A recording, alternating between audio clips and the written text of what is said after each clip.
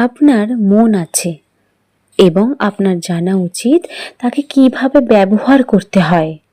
মনের দুটি স্তর, সচেতন বা বাহ্যিক স্তর, অবচেতন বা আত্মিক স্তর।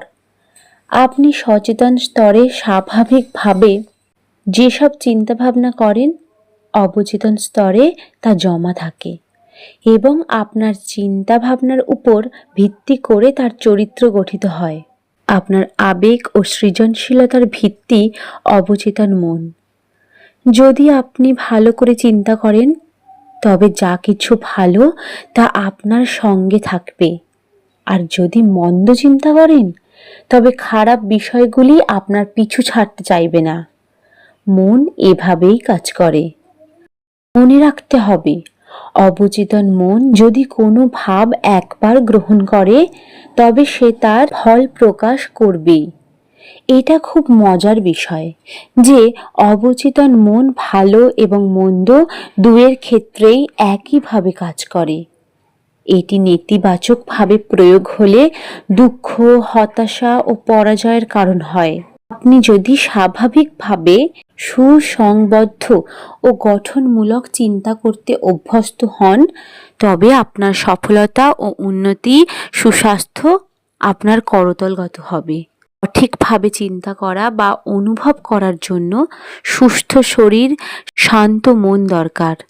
শরীর ও মন সুস্থ না থাকলে সঠিকভাবে চিন্তা করা যায় না। আর মানসিকভাবে আপনি যেটাকে সত্য বলে ধরে নেবেন, আপনার অবচেতন মন সেটাকেই সত্য বলে গ্রহণ করবে এবং আপনার অভিজ্ঞতার ভাণ্ডারে তা জমা করবে। আপনার কাজ হলো আপনার ভাবনাকে অবচেতন স্তরে নিয়ে যাওয়া, আর অবচেতন মনের নিয়মই হলো আপনার ভাবনাকে বাস্তব রূপ দেওয়া। আপনি আদেশ দিন, আপনার অবচেতন আপনার কাঙ্ক্ষিত স্বাস্থ্য ও শান্তি আপনাকে প্রদান করবে। মনের নিয়ম অনেকটা এই রকম। চেতন স্তরে আপনি যে ধরনের চিন্তা করবেন, অবচেতন স্তর থেকে আপনি তেমন প্রতিক্রিয়া পাবেন।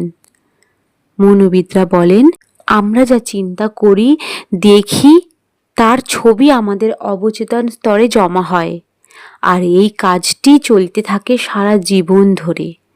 আমাদের প্রত্যেক চিন্তা, প্রত্যেকই কার্যই সঞ্চিত থাকে, উপযুক্ত পরিবেশে তা প্রকাশিত হয়। প্রকৃতির নিয়মেই তা ঘটে। অনেক সময় দেখা যায় কোনো সমস্যার সমাধান এক মুহূর্তে হয়ে গেল, আবার অনেক সময় বহু দিনও লেগে যায়। তাই কবে ঘটবে তা জানা সাধ্যের অতীত।